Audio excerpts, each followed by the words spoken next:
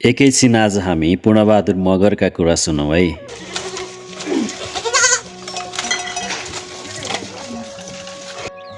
दुध खानी भनेर फेरि उमेरले भर्खर 24 वर्ष लागेका पूर्णबहादुरको दैनिकी बाख्रा, कुखुरा र गाईहरूको स्याहार सुसारमै बित्ने गर्दछ। बिहान सबेरै उठेर चिया पिउनु अघि नै बाख्रा र गाईको लागि चारो तयार पार्नु उनको पहिलो प्राथमिकता रहेको छ।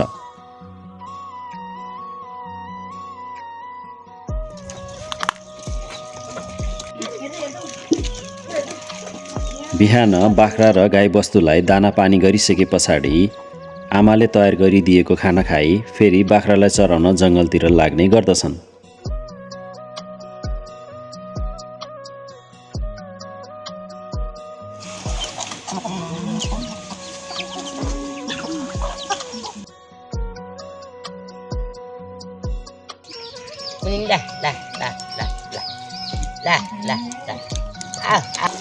दिलबहादुर बाख्रा फार्मको नाममा बाख्रा व्यवसायलाई अगाडि बढाइरहेका पूर्णबहादुरसँग 60वटा भन्दा बढी बाख्राहरू रहेका छन्,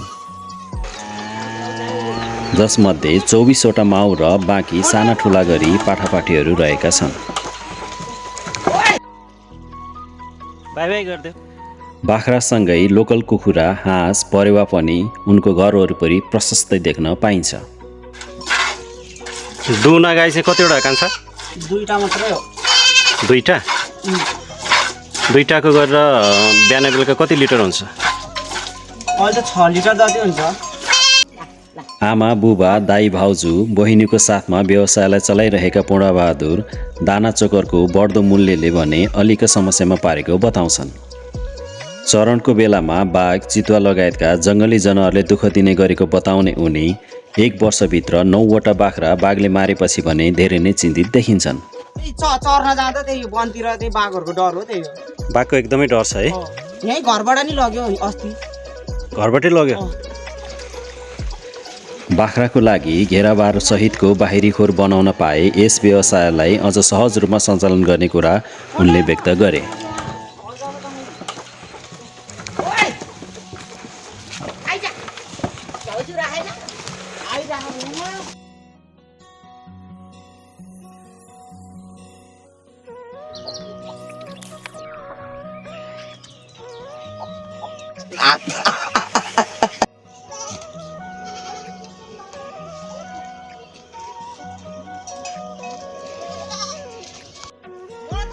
उत्पादन भएका खसी बोकाहरूको बजारको सहजीकरण भए बाख्रा व्यवसायबाट नै मनग्गे आम्दानी गर्न सकिने उनले बताए।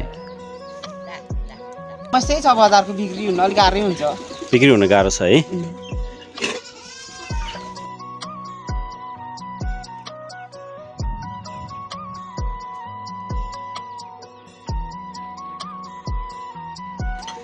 गाउँमै बसेर व्यावसायिक बाख्रा पालन गर्ने पूर्णबहादुरको लगनशीलतालाई मनैदेखि सलाम।